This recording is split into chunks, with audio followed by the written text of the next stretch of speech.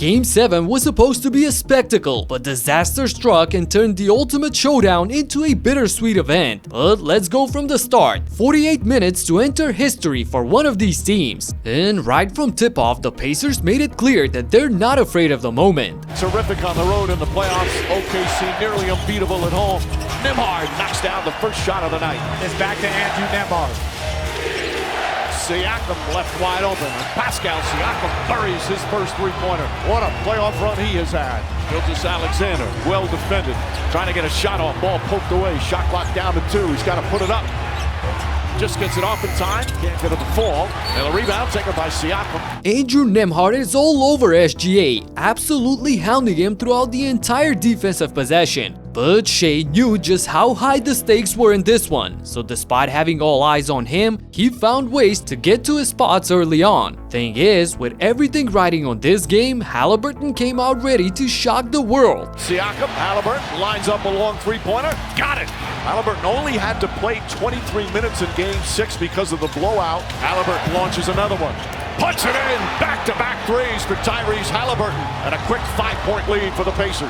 Haliburton tries again. Haliburton hits again! His third three-pointer already. And a timeout, Mark Daigneault. Tyrese with a blistering 9 points from downtown in just 90 seconds. The Pacers are percolating, playing their game. Transition buckets, passes are flying around the court, things are looking good for them. And the packed Gainbridge Fieldhouse back home is rocking. Indiana continues to jump on Shai defensively, so he's gotta trust his teammates, and Caruso justifies that decision. SGA to Caruso. Caruso lines up the three. That's good. Boy, he has shot 40% from three-point range during these playoffs. Gets past Turner, kicks it out Caruso. Gets another good look from three. That's good. Caruso off the bench with back-to-back threes. With both teams going blow for blow from the very beginning, the situation was about to escalate. But little did we know that absolute tragedy was about to strike. Good contest from Dort. Haliburton falls down. He looks hurt.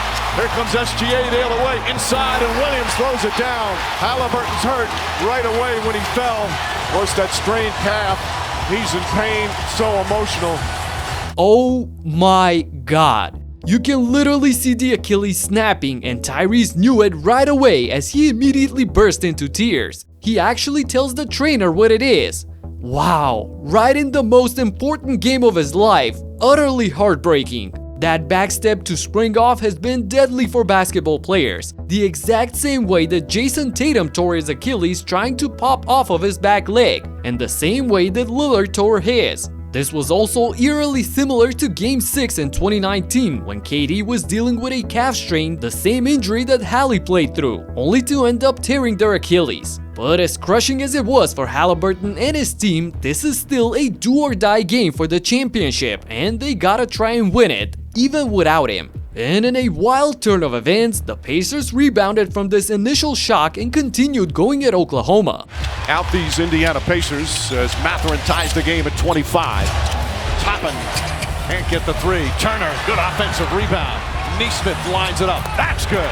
And Indy sure caught a break as the Thunder couldn't capitalize on the 8 turnovers they forced in the first half, resulting in only 4 points from that. The strong defense was offset by them completely forgetting how to shoot, breaking their way to a 2 for 13 shooting from downtown in the second quarter. There's Williams on the bounce. Dort throws up another three. That one way off. This game has turned into a slugfest here in the first half. Slugfest is right. And in that chaos, the Pacers saw their chance to finish the first half strong. So, without their all-star point guard, Mathurin drills the three-pointer. And the Indiana Pacers lead by 1. Nembhard fires up a three. Got it! Andrew Nembhard from way downtown. Pacers take the lead. Against all odds, playing on the road without their leader, the underdogs are in front at halftime, and only 24 minutes stand between them and the most improbable title run in NBA history. If the Thunder want to avoid an upset for the ages, they have to come out hungrier and more decisive. And boy, did they. SGA tries to answer, and does.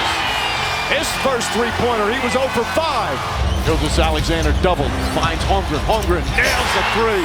His first three-pointer.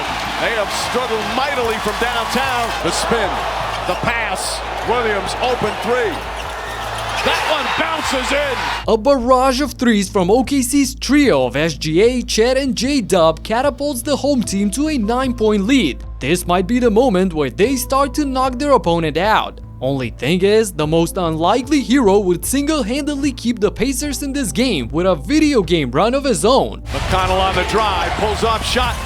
It's good! McConnell mayhem once again. McConnell so confident, gets to the rim and scores again.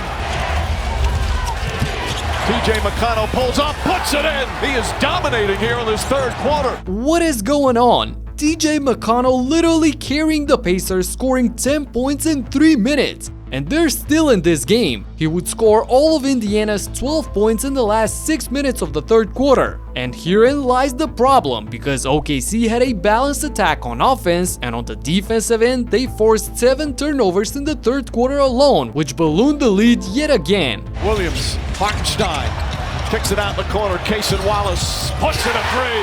They've started to hit the threes here in the third. McConnell, deflected by Hartenstein, throws it ahead. Wallace goes up for the layup, it's good! Defense turning to offense, a 9-point lead. Williams to the basket. That lethal left hand once again from Jalen Williams. Williams pulls back, jump shot.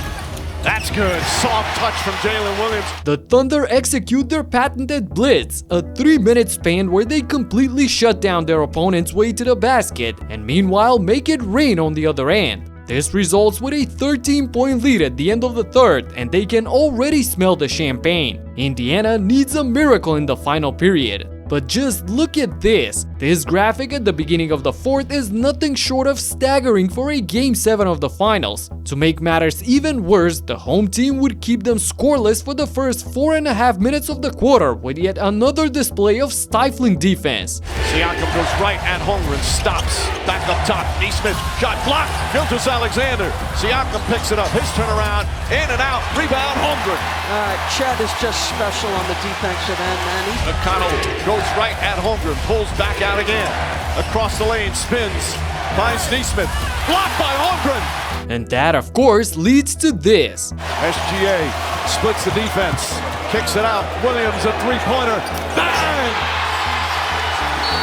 21-point lead. Chaos in the arena as OKC goes up by 21. We've seen Indiana do some unbelievable things in these playoffs, but after all that took place at the beginning and with nothing more left in them, the Pacers just couldn't recover from this, and shortly after, celebrations started to take place in Oklahoma for their first ever NBA championship. And the emotions at the opposite end come pouring out of the Thunder.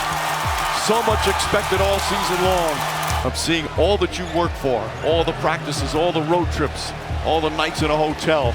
Congratulations, you're the 2025 NBA champions.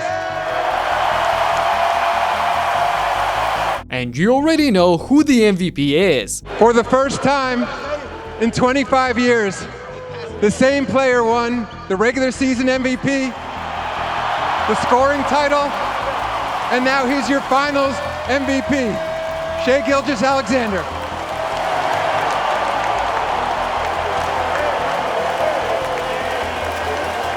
But he hands the trophy over to J-Dub, showing that he deserved it just as much. What a class act by the leader of the team. But the real star of the show was none other than Isaiah Hartenstein's little kid, who was way too tired to celebrate. How do you get your son to be more into this? I don't know why he's asleep right now, but I guess it's not loud enough, so I'm gonna need to get a little louder real quick.